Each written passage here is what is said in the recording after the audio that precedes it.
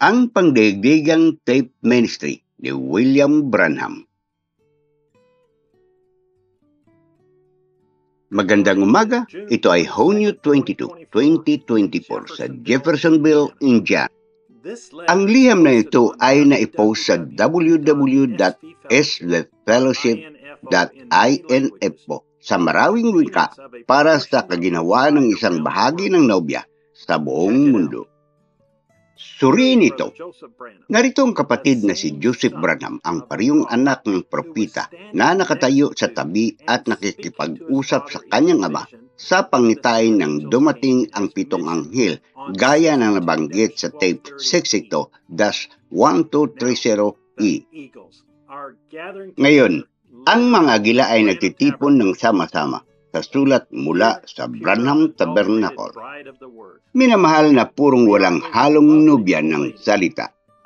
Tayo ay kanyang kaibig-ibig na munting ginang.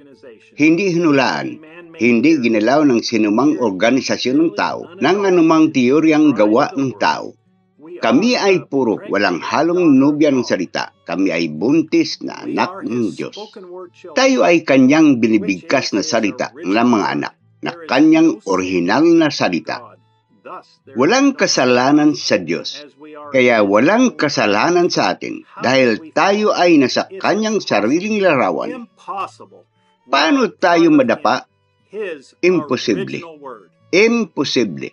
Tayo ay bahagi niya ang kanyang orihinal na salita. Paano natin malalaman ito nang walang anumang pagdududa? Pahayag. Ang buong Biblia, ang mensaheng ito, ang salita ng Diyos, lahat ay isang pahayag. Ganyan natin malalaman ang katotohanan sa pagitan ng tinig na ito at ng lahat ng iba pang mga tinig dahil ito ay isang pahayag. At ang ating pahayag ay eksaktong kasama ng salita, hindi salungat sa salita. At sa ibabaw ng igang ito, Amen. Spiritual na paghayag kung ano ang salita. Itatayo ko ang aking simbahan at ang mga pintuan ng impyerno ay hindi kailanman yayanig ito. Ang kanyang asawa ay hindi matutukso sa ibang lalaki. Itatayo ko ang aking simbahan at ang mga pintuan ng impyerno ay hindi kailanman mayayanig ito. Magiging totoo at tapat tayo sa kanyang salita at sa kanyang tinig lamang. Hindi tayo madudumihan ng ibang tao at mga lunya. Tayo ay manatiling kanyang berhin na salitang nobya. Hindi tayo titingin, makikinig, o manliligaw sa anumang salita. Ito ay nasa ating mga puso. Hindi na tayo maaring magkaroon ng ibang asawa, kundi ang iisang asawa, Jesus Kristo. Isang tao, ang Diyos, si Emmanuel. Ang kanyang asawa ay magiging libong-libo. Iyan ay nagpapakita na ang nobya ay kailangan magmula sa salita. Isang Panginoong Hesus at ang kanyang nobya marami. Isahan. Dapat nating tandaan at unawain na hindi ito para sa lahat. Sa grupo lang ng propitan lamang. Ang kanyang sariling mga tagasunod. Ang mensaheng ito ay para lamang sa kanila. Ang munting kawan na ibinigay sa kanya ng Espiritu Santo upang pangasawain. Pananagutan siya ng Diyos sa kung ano ang sinasabi niya sa atin. At pananagutin tayo ng Diyos ang kanyang mga napagbagong loob mula sa iba't ibang lupain. Ang mga inakay niya kay Kristo, na may pananagutan na paniwalaan ang bawat salita nito at hindi kailanman nakikipagkompromiso. Napakaganda para sa atin na maupo at makinig sa Kanya, na sasabihin sa atin kung paano tayo Kanyang mga pinili, kung paano ang Kanyang unang nobya, ang ikalawang nobya, ay nabigo siya. Ngunit tayo, ang Kanyang dakilang nobya, sa katapusan ng panahon, kailanman ay hindi siya bigo. Tayo ay manatili sa kanyang tunay, tapat, berhin na salitang nobya hanggang sa wakas.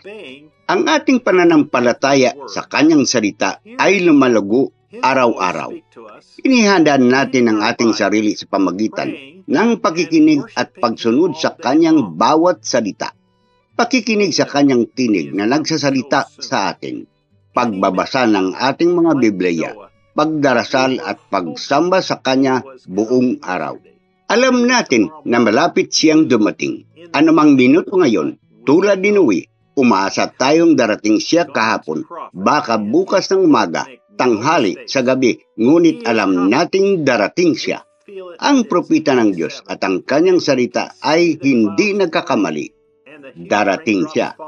Pakiramdam namin ay ikapitong araw na at nakikita namin ang pagbuo ng mga ulap at ang malalaking patak ng ulan ay bumabagsak. Dumating na ang oras. Tayo ay ligtas at maayos sa arko, naghihintay ng may matinding pag-asa. Halina't samahan kami habang narinig namin ang tinig ng Diyos na umaaliw sa amin ngayong linggo alas 12 ng tanghali, oras ng Jeffersonville. Habang naririnig namin ang kasal at diborsyo, 65-Auto-21M. Brother Joseph Branham. Mga banal na kasulatan na dapat basahin bago marinig ang minsay. San Mateo, Kapitulo 5, versikulo 31 hanggang 32. San Mateo, Kapitulo 16, versikulo 18. San Mateo, Kapitulo 19, versikulo 1 hanggang 8. San Mateo, Kapitulo 28, versikulo 19. Mga Gawa, Kapitulo 2, versikulo 38. Roma, Kapitulo 9, versikulo 14 hanggang 23. Unang Timoteo, Kapitulo 2, versikulo 9 hanggang 15. Unang Korinto, Kapitulo 7, versikulo 10 hanggang 15. Unang Timoteo, Kapitulo 14, versikulo 34. Hebreo, Kapitulo 11, versikulo 4. Apokalipsis, Kapitulo 10, versikulo 7. Genesis 3, Kabanata. Levitico, Kapitulo 21, versikulo 7. Hub, Kapitulo 14, versikulo 1 hanggang 2. Isaiah 53. Ezekiel, Kapitulo 44, versikulo 22. Kunin ang iyong mga apps mula sa www.branham.org/in/apps. Hanggang sa susunod, pagpalain kayo ng Diyos at Shalom.